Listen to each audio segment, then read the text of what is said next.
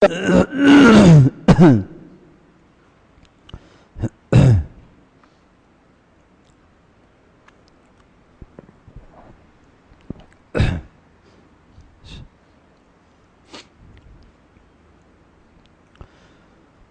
لله نحمده ونستعينه ونستغفره ونؤمن به ونتوكل عليه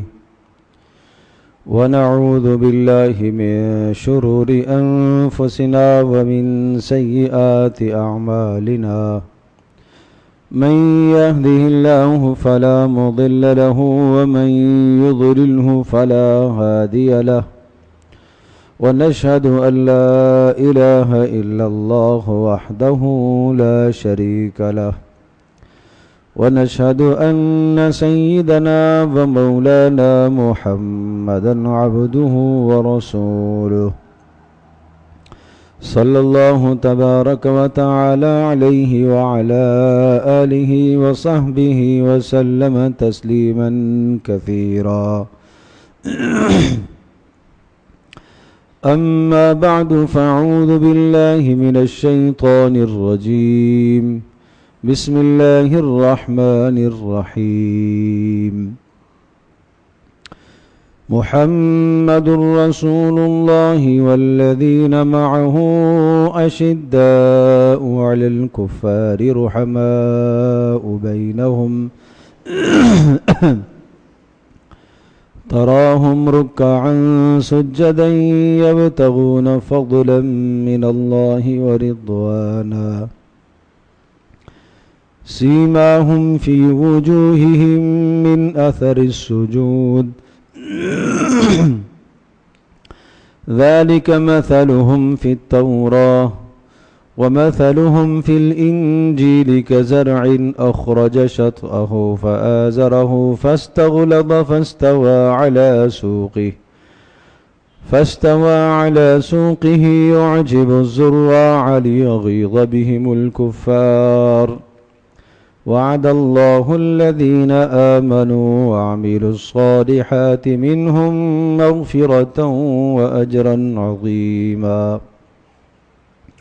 صدق الله مولانا العظيم رب اشرح لي صدري ويسر لي أمري واحلل عقدة من لساني يفقهوا قولي اللهم صل على محمد وعلى آل محمد كما صليت على إبراهيم وعلى آل إبراهيم إنك حميد مجيد اللهم بارك على محمد وعلى آل محمد كما باركت على إبراهيم وعلى آل إبراهيم إنك حميد مجيد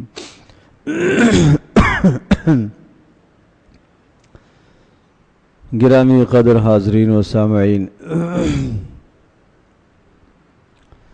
سورۃ الفتح کی آخری آیت مقدسہ اس وقت میں نے تلاوت کی ہے۔ گزشتہ کئی جمعوں سے جو ہمارے ایک مضمون کا تسلسل چل رہا ہے، آج اس مضمون سے ہٹ کر اس آیت مقدسہ کی تشریح میں اور اس کی روشنی میں پیارے پیغمبر صلی اللہ تعالی علیہ وسلم کے جان نثاران حضرت صلی اللہ تعالی علیہ وسلم کے صحابہ کرام، پیارے پیغمبر صلی اللہ تعالی علیہ وسلم کے روشن ستارے، ان میں سے ایک شخص حضرت امیر معاویہ بن ابی سفیان رضی اللہ تعالی عنہما کا کچھ تذکرہ عرض کرتا ہوں۔ یہ جو آیت مقدسہ میں نے تلاوت کی ہے، اس میں اللہ تبارک و تعالی نے رسول اکرم صلی اللہ تعالی علیہ وسلم کے صحابہ، آپ علیہ السلام کے صحبت یافتہ، رسول اللہ صلی اللہ علیہ وسلم سے فیض اور فائدہ اور علم حاصل کرنے والے صحابہ کرام رضی اللہ عنہم اجمعین، ان کے متعلق جو باتیں ذکر فرمائی، ان میں سے پہلی بات محمد الرسول اللہ والذین معہ، ان کی پہلی خوبی یہ ہے کہ یہ محمد رسول اللہ صلی اللہ تعالی علیہ وسلم کی معیت، آپ کے ساتھ رہنا، آپ کے ساتھ بیٹھنا، آپ سے علم سیکھنا، آپ پر اپنی جانوں کو نثار اور قربان کرنا اپنی سعادت سمجھتے ہیں۔ یوں سمجھ لو کہ نبوت ایک چاند کی مانند اور اس کے ارد گرد یہ سارے ستارے، اس لیے قرآن کہتا ہے والذین معہ، ان کو رسول اللہ صلی اللہ تعالی علیہ وسلم کی معیت اور پیارے پیغمبر صلی اللہ تعالی وسلم کی صحبت حاصل ہے، یہ پہلی خوبی۔ نمبر 2 اشداء علی الکفار، دوسری خوبی یہ ہے کہ کافروں کے متعلق یہ سخت رویہ رکھتے ہیں۔ اسلام ہمدردی کا حکم ضرور دیتا ہے، کافروں کے ساتھ رواداری کا حکم دیتا ہے، کافروں کے ساتھ بھلائی، اچھائی، احسان، سلوک کا حکم ضرور دیتا ہے، لیکن اپنے دل میں کافر کو ایسی جگہ نہ دو جس طرح سے ایک مسلمان کی اپنے دل میں جگہ ہوتی ہے۔ جیسے مسلمان کے ساتھ اٹھنا بیٹھنا، کھانا پینا، گھر آنا جانا، یہ تعلق کافر کے ساتھ نہیں، چاہے کافر قرابت دار ہی کیوں نہ ہو، وَلَوْ كَانُوا آبَاءَهُمْ أَوْ أَبْنَاءَهُمْ۔ صحابہ کا تو یہ مزاج تھا کہ جو شخص محمد رسول اللہ صلی اللہ تعالی علیہ وسلم پر ایمان رکھنے والا نہیں ہے، چاہے وہ باپ کیوں نہ ہو، چاہے وہ بیٹا کیوں نہ ہو، چاہے وہ بھائی کیوں نہ ہو، چاہے وہ بیوی کیوں نہ ہو،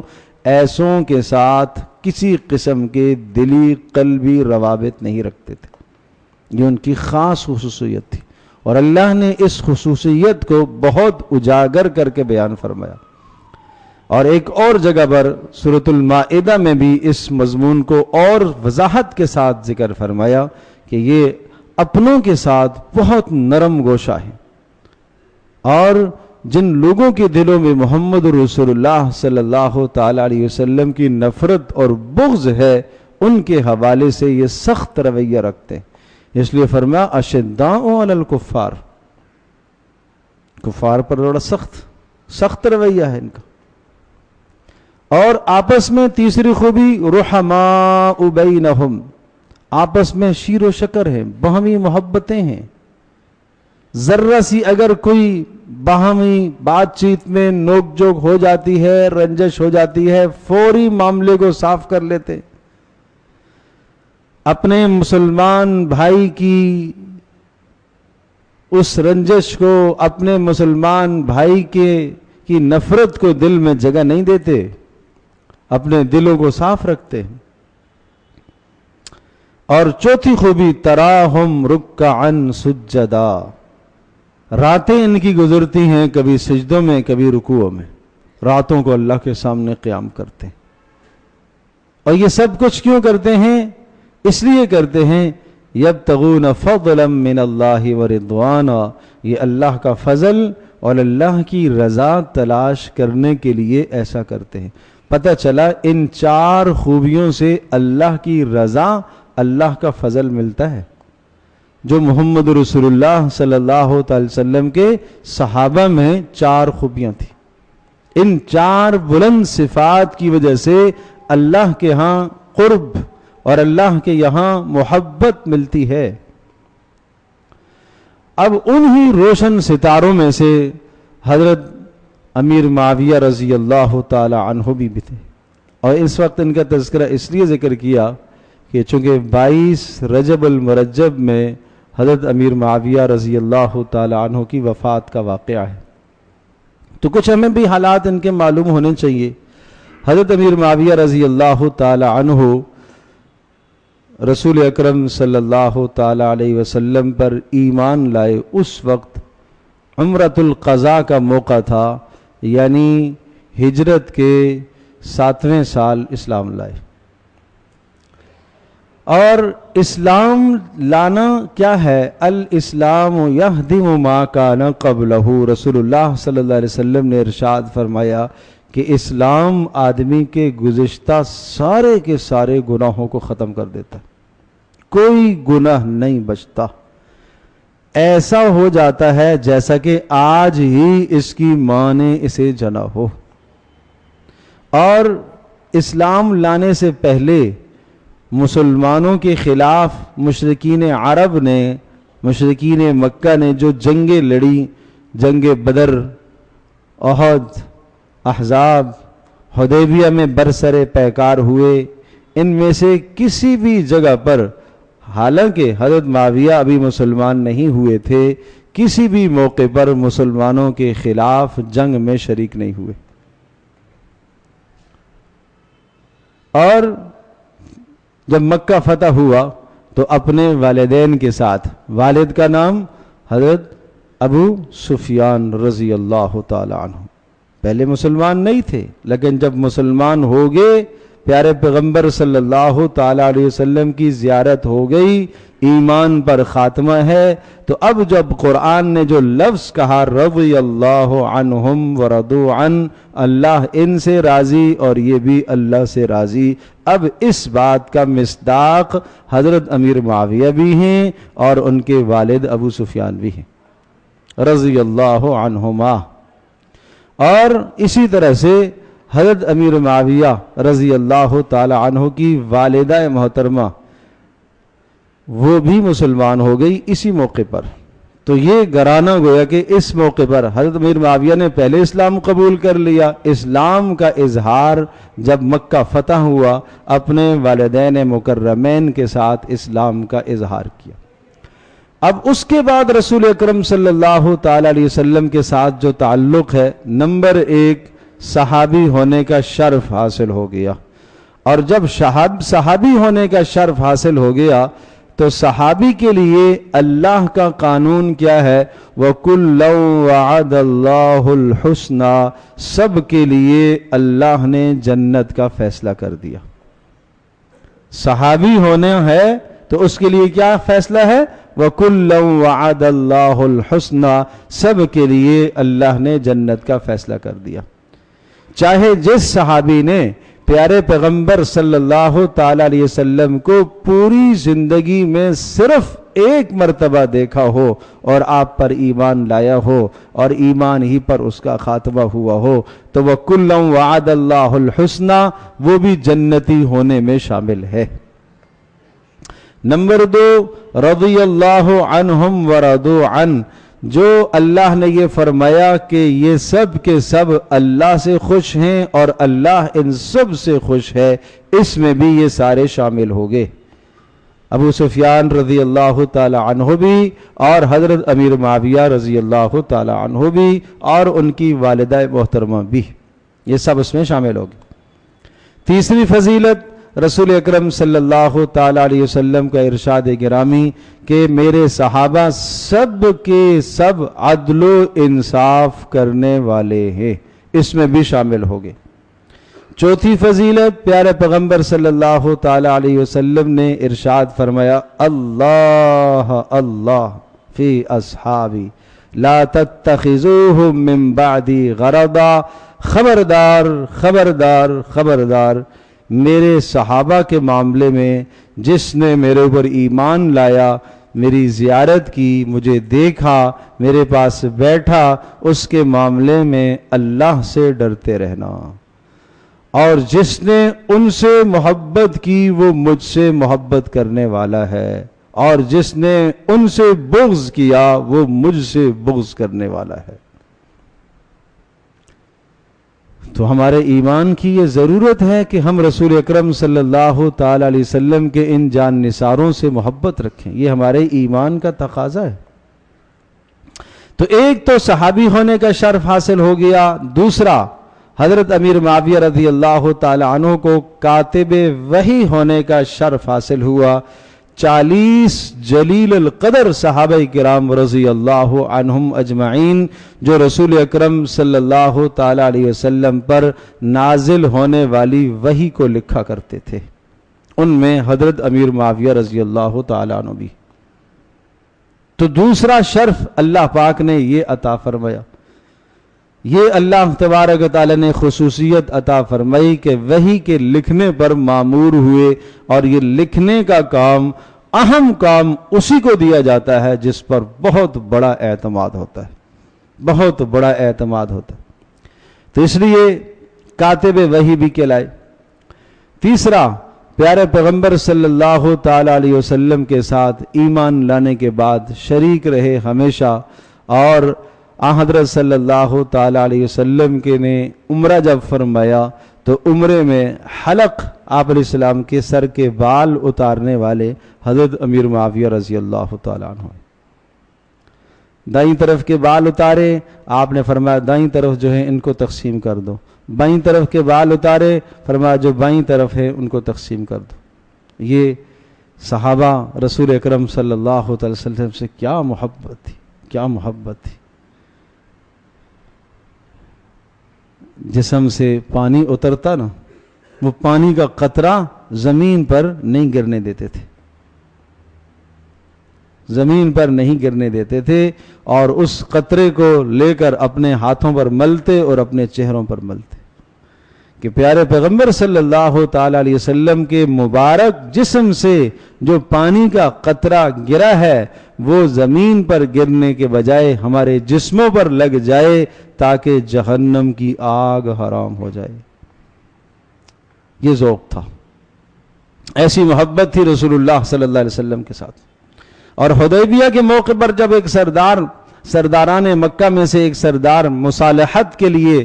اور شرائط لکھنے کے لیے آئے، اور انہوں نے جا کے مشرکین کو بیان دیا کہ میں نے بڑے بڑے بادشاہوں کو دیکھا ہے، قیصر اور کسریٰ جیسے بڑے بڑے بادشاہ میں نے دیکھے ہیں، ان کے درباریوں کو اور ان کے جو ہے وہ محبت کرنے والوں اور چاہنے والوں کو دیکھا، لیکن جو محمد صلی اللہ تعالی علیہ وسلم سے محبت کرنے والوں کا عجیب انداز نرالا ہے، یہ میں نے کہیں نہیں دیکھا، کہ یہ بات کرتے ہیں سب متوجہ ہو جاتے ہیں، اور یہ وضو کرتے ہیں سب پانی لینا شروع کرتے ہیں، ایسا لگتا ہے جیسے کہ لڑ جائیں گے اس پانی پر، ایسا لگتا ہے۔ تو یہ رسول اکرم صلی اللہ تعالی علیہ وسلم کے ساتھ حضرت امیر معاویہ رضی اللہ تعالی عنہ کو یہ قرابت حاصل ہے۔ عرض کیا صحابی ہونے کی قرابت، یہ شرف حاصل ہوا، کاتب وحی ہونے کا شرف حاصل ہوا، پیارے پیغمبر صلی اللہ تعالی علیہ وسلم کے ساتھ سفر میں شریک رہے، یہ اعزاز نصیب ہوا کہ رسول پاک صلی اللہ علیہ وسلم کے سر مبارک کا حلق فرمایا، یہ اعزاز عطا ہوا۔ اور ایک اور بڑا اعزاز رسول اکرم صلی اللہ تعالی علیہ وسلم کے ساتھ قرابت داری اور رشتہ داری۔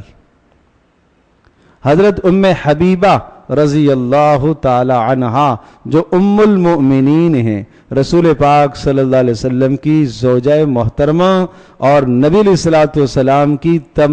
کی تمام ازواج اور بیبیاں، وہ مسلمانوں کی کیا ہے؟ مائیں ہیں۔ یہ تو قرآن کہتا ہے نا، النبی اولا بالمؤمنین من انفسہم وازواجہ امہاتہم، کہ نبی علیہ الصلوۃ والسلام کی تمام بیویاں وہ مسلمانوں کی مائیں ہیں، وہ روحانی مائیں ہیں۔ تو ام المومنین حضرت ام حبیبہ رضی اللہ تعالی عنہا کے بھائی ہیں حضرت معاویہ بن ابی سفیان رضی اللہ تعالی۔ تو رسول پاک صلی اللہ تعالی علیہ وسلم کے ساتھ یوں برادر نسبتی کا بھی رشتہ ہوا، اور حضرت امیر معاویہ رضی اللہ تعالی عنہ کو خال المؤمنین کہا جاتا ہے، یہ ان کا لقب ہے، مسلمانوں کے ماموں، مسلمانوں کے ماموں۔ یہ عزتیں اللہ نے عطا فرمائی۔ اب سنیے رسول اللہ صلی اللہ تعالی علیہ وسلم نے کیا ارشاد فرمایا۔ آپ علیہ الصلوۃ والسلام نے ان کے لیے دعائیہ کلمہ یوں ارشاد فرمایا، اللہم اجعلہ ہادیا مہدیا، اے اللہ معاویہ بن ابی سفیان کی تو رہنمائی فرما اور اس کے ذریعے سے دوسروں کو ہدایت عطا فرما، اس کے ذریعے سے دوسروں کو ہدایت عطا فرما۔ اللہم علمہ الکتاب، اے اللہ اسے قرآن کا علم عطا فرما، وعلمہ الحساب، اے اللہ اسے حساب کا علم عطا فرما، وقہ العذاب، اے اللہ اس کو ہر قسم کے عذاب سے محفوظ فرما۔ تو یہ کوئی کم بات ہے جو رسول اللہ صلی اللہ تعالی علیہ وسلم کی مبارک زبان سے حضرت معاویہ رضی اللہ تعالی عنہ کے حق میں آپ علیہ السلام نے جو جملے ارشاد فرمائے، یہ کوئی کم ہے؟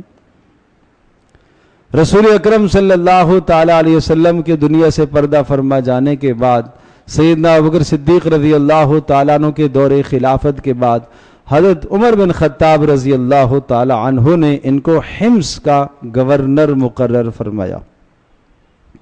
اور یہ ارشاد فرمایا، حضرت عمر رضی اللہ تعالیٰ عنہ کا بیان ہے، اور یہ ارشاد فرمایا، لوگوں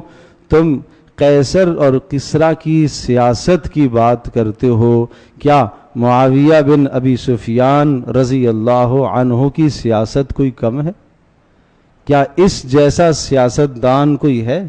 تم کہتے ہو قیصر اور کسریٰ وہ بڑے دنیا کے حکمران اور بادشاہ اور بڑے سیاستدان اور بڑی مدبرانہ ان کی سوچیں ہیں اور بڑی حکیمانہ ان کی سوچیں ہیں، کیا مسلمانوں میں تم نے معاویہ بن ابی سفیان کو نہیں دیکھا؟ اس کی تدبیر، اس کی سیاست، اس کی ذکاوت اور اس کی سمجھداری، اس کی فہم اور فراست، اس کا مقابلہ قیصر و کسریٰ نہیں کر سکتے۔ یہ حضرت عمر رضی اللہ تعالیٰ عنہ کا بیان، اسی لیے حضرت عمر رضی اللہ تعالیٰ عنہ نے انہیں گورنر مقرر فرمایا۔ اور پھر یہ جملہ پھر دہرایا، رسول اکرم صلی اللہ علیہ وسلم کا ارشاد، پھر یہ بات دہرائی کہ دیکھو معاویہ بن ابی سفیان رضی اللہ تعالی عنہما کے بارے میں اپنی زبان کو قابو میں رکھنا، اس لیے کہ میں نے پیارے پیغمبر صلی اللہ تعالی علیہ وسلم سے یہ سنا ہے، اللہم اجعلہ ہادیا مہدیا، اے اللہ اس کی رہنمائی فرما اور اے اللہ اس کے ذریعے سے دوسروں کو ہدایت عطا فرما۔ یہ حضرت عمر رضی اللہ تعالی عنہ حوالہ دے رہے۔ تو یہ صحابہ کرام رضی اللہ عنہم اجمعین میں ان کا مقام تھا۔ حضرت عبداللہ ابن عباس رضی اللہ تعالی عنہما ارشاد فرمایا کرتے تھے کہ معاویہ بن ابی سفیان جیسا مدبر اور سمجھدار سیاستدان میں نے آج تک نہیں دیکھا۔ تو یہ ہمارے ایمان کا حصہ ہے، ہم ان چیزوں کی، ان لوگوں کی، ان بزرگوں کی سیرت کو سمجھیں، ان کی سیرت کو پڑھیں اور ان کے حالات سے ہم آگاہ ہوں، یہ ہمارے ایمان کا حصہ ہے۔ اور ان کے حوالے سے کسی بھی قسم کی کوئی تاریخی بات اگر ہمارے سامنے آئے تو پیارے پیغمبر صلی اللہ تعالی علیہ وسلم کے ارشادات پہلے ہیں، تاریخی باتیں بعد میں ہیں۔ بھائی قرآن کی باتیں پہلے ہیں، تاریخ کی باتیں بعد میں ہیں۔ قرآن کہہ رہا ہے رحماء بینہم، آپس میں بے انتہا محبتیں کرنے والے تھے۔ جو آدمی کسی تاریخ کے حوالے سے اگر کوئی تاریخی بات نکال کے لاتا ہے تو پھر پہلے اسے قرآن کی اس آیت کو جھٹلانا پڑے گا۔ تو اس لیے رسول اکرم صلی اللہ تعالی علیہ وسلم کے ایک ایک جان نثار، ایک ایک صحابی سے متعلق، ایک ایک صحابی کے ساتھ محبت رکھنا، یہ ہمارے ایمان کا حصہ۔ 20 سال گورنری کی زندگی گزاری اور 20 سال پھر حکمران رہے، 20 سال حکمران رہے، اور اللہ تبارک تعالیٰ نے ان سے جو کام لیا اور فتوحات جو ان کے زمانے میں ہوئی ہیں، یورپ تک، ایشیا تک، افریقہ تک، دور دراز کے علاقوں میں اسلام پھیلا۔ سب سے پہلا بحری بیڑا جو تیار کیا تھا وہ حضرت امیر معاویہ رضی اللہ تعالیٰ نے تیار کیا۔ ایسی اللہ تبارک تعالیٰ نے سمجھداری اور ایسی تدبیر اور ایسی سیاست کے رموز اور انتظامی امور میں اللہ تبارک تعالیٰ نے ایسی مہارت عطا فرمائی تھی۔ اور سن 60 ہجری میں انتقال کا واقعہ پیش آیا، 22 رجب سن 60 ہجری میں۔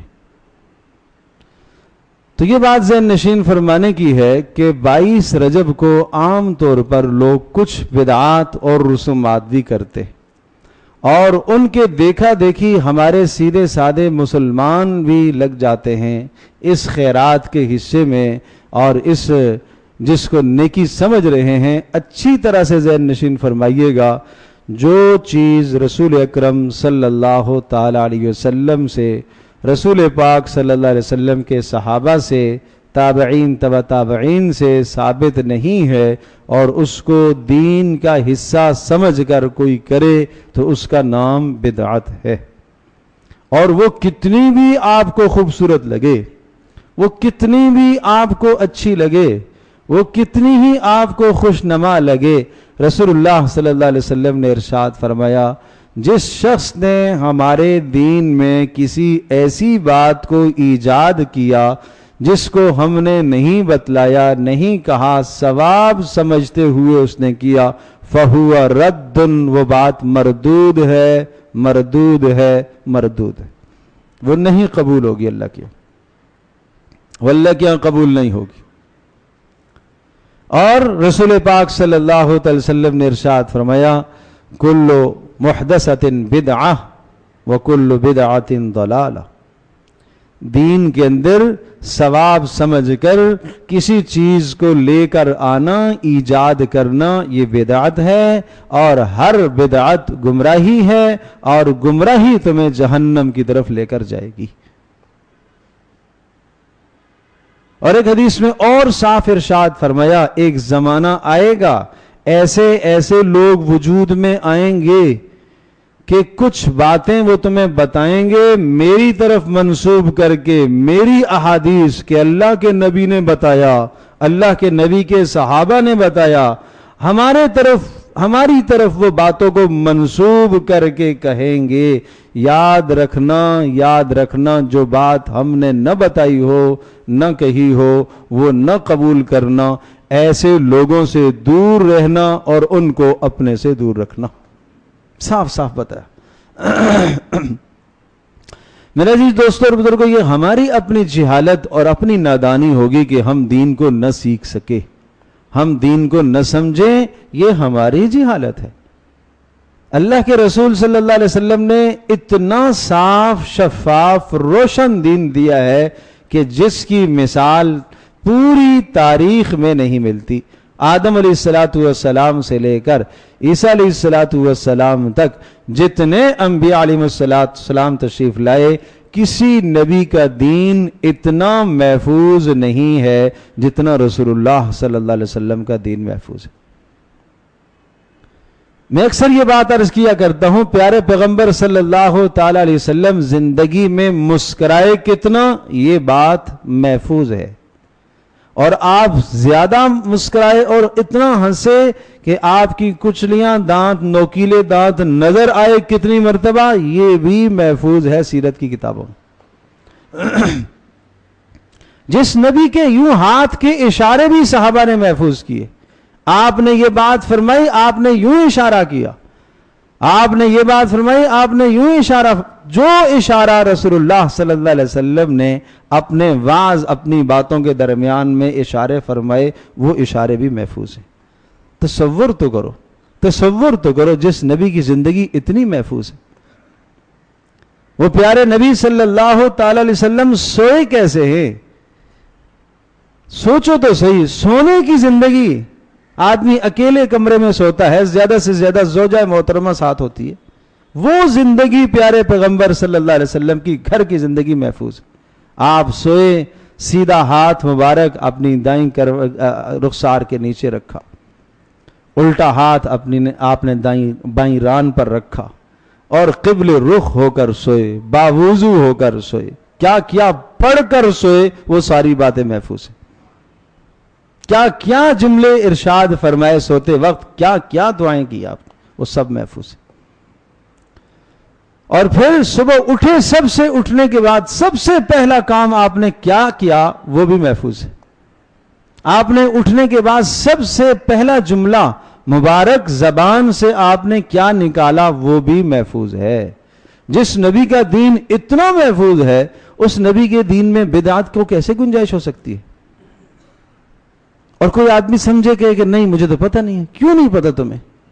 نہیں پتہ تو اپنی نادانی ہے میرے عزیز دوستوں اور بزرگوں، اپنی نادانی ہے. ایک ایک بات پیارے پیغمبر صلی اللہ علیہ وسلم کی محفوظ ہے. تو اس لیے جو کنڈوں کی رسم چل رہی ہے اور اس کو لوگ بطور ثواب کے کرتے ہیں، اچھی طرح سے نشین فرمائیے یہ بدعت ہے. اور اس کو حضرت امام جعفر صادق رحمہ اللہ کی طرف منسوب کرتے ہیں. کوئی شک نہیں، حضرت جعفر صادق رحمہ اللہ اللہ کے ولی تھے، بزرگ آدمی. بزرگوں کی بزرگی کا اعتراف فرمائیں، ان کی نیکی کا اعتراف فرمائیں، اور ان سے محبت کرنا یہ ایمان کا حصہ ہے. جو اللہ کے مقرب تھے، اللہ کے قریبی تھے، ان سے محبت کریں، ان کے نقش قدم پر چلیں، شاید قیامت کے دن اللہ پاک ہمارا حشر انہی کے ساتھ کر دے. یہ ہماری نجات کا ذریعہ ہے. لیکن انہوں نے کوئی یہ حکم نہیں دیا کہ 22 رجب کو تم میرے نام پر مجھے ایصال ثواب پہنچانے کے لیے آپ یہ رسم کرو. ایصال ثواب پہنچانے کے لیے جو پیارے پیغمبر صلی اللہ علیہ وسلم نے اعمال بتلائے وہ کرو بھائی، وہ کرو. قرآن پڑھ کے ایصال ثواب کرو، اچھی بات ہے. صدقہ کر کے ایصال ثواب کرو، بہت اچھی بات ہے. نفل نماز ادا کر کے ایصال ثواب کرو، اچھی بات ہے. اللہ پاک توفیق دے عمرہ کرو اور ایصال ثواب اپنے ماں باپ کی بخشش کے لیے دعا کرو، اچھی بات ہے. حج کی اللہ توفیق دے تو ماں باپ کے لیے ایصال ثواب کرو، اچھا عمل ہے. کوئی دنیا میں کوئی نیک کام آپ نے کر دیا، کوئی مسجد آپ نے تعمیر کر لی، کوئی کنواں آپ نے کھدوا لیا، کوئی نہر آپ نے کھدوا لی، لوگوں کے فائدے کے لیے کوئی کام کر لیا، یہ کام ہے ایصال ثواب کے. لیکن رسول پاک صلی اللہ تعالی علیہ وسلم نے کسی بھی شے کو یوں مخصوص نہیں فرمایا کہ وہ اس طرح سے پکانا ہے، اتنا ہی پکانا ہے، فلاں دن پکانا ہے، فلاں وقت پکانا ہے. یہ جب آپ تعین کر دیں گے، تصریح کر دیں گے، جو چیز رسول اللہ صلی اللہ علیہ وسلم نے نہیں بتلائی یا جو آپ نے بتلایا اس کے ساتھ اضافہ کر دیا، یہ اضافے کا نام ہی تو بدعت ہے. اسی کا نام تو بدعت ہے. تو اس لیے حضرت جعفر صادق رحمہ اللہ کی طرف جو بات یہ منسوب کی جاتی ہے غلط ہے. حضرت جعفر صادق رحمہ اللہ کی پیدائش 80 ہجری کو ہوتی ہے اور 147 کو ان کا وصال ہوتا ہے. 147 ہجری کو، اور پیدائش ہوتی ہے رمضان میں اور وصال ہوتا ہے شوال کے مہینے میں. رجب میں تو کوئی ہے ہی نہیں ہے سلسلہ. ہاں البتہ رجب میں 22 رجب کو حضرت امیر معاویہ رضی اللہ تعالی عنہ کی وفات کا دن ہے. تو اس زمانے میں کچھ دشمنان اسلام جو حضرت امیر معاویہ رضی اللہ تعالی عنہ کی سیاست سے، حضرت امیر معاویہ رضی اللہ تعالی عنہ کی حکمرانی سے خائف اور ترساں رہتے تھے، انہوں نے پس پردہ حضرت معاویہ رضی اللہ تعالیٰ عنہ کے انتقال پر خوشیاں منائیں اور اس طرح سے شیرینی بانٹ کر تقسیم کر کے لوگوں کو کھلانا شروع کیا. اور وہ چلتے چلتے چلتے پھر اس کو نام دیا گیا حضرت جعفر صادق رحمہ اللہ کی طرف. یہ بات بالکل غلط ہے. تو اس لیے بات یہ ہے میرے عزیز دوستوں اور بزرگوں،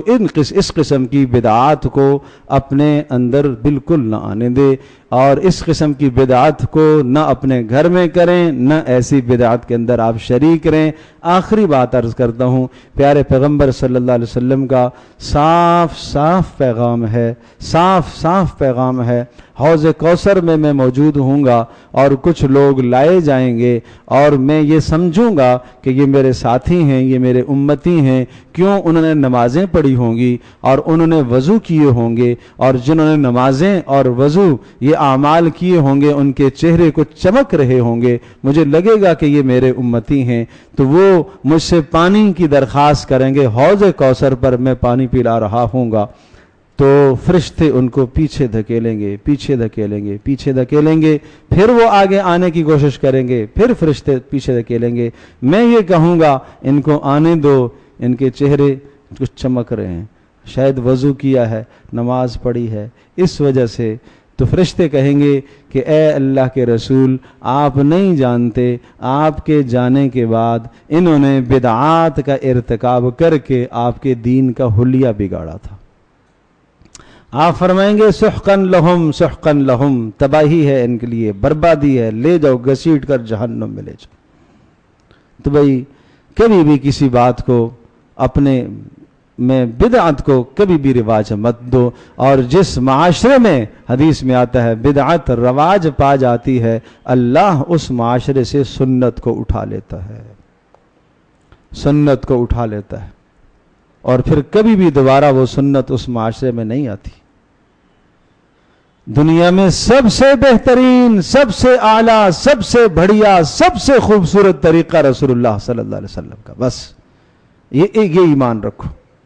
جس طرح سے آپ نے کھایا یہ سب سے بہترین طریقہ، جیسا آپ نے پہنا یہ سب سے عمدہ طریقہ، جیسے آپ نے شادیاں فرمائی یہ سب سے بہترین طریقہ، جیسا آپ نے مل جل اختیار فرمایا یہ سب سے بہترین طریقہ، جیسے آپ کا چہرہ، آپ کا حلیہ مبارک، یہ کائنات کا سب سے بہترین طریقہ، اس سے بہتر کوئی اور نہیں ہو سکتا۔ جب نہیں ہے تو پھر پیارے پیغمبر صلی اللہ تعالی وسلم کی اتباع پر آؤ۔ اس اتباع، اس غلامی پر اللہ تبارک و تعالی نے دنیا اور آخرت دونوں جہانوں کی نجات کا دار و مدار رکھا ہے، دونوں جہانوں کی کامیابی کا دار و مدار رکھا ہے۔ اللہ پاک مجھے بھی، آپ کو، ہم سب کو عمل کی توفیق عطا فرمائے۔ رسومات، خرافات، بدعات سے اللہ پاک ہم سب کی حفاظت فرمائے۔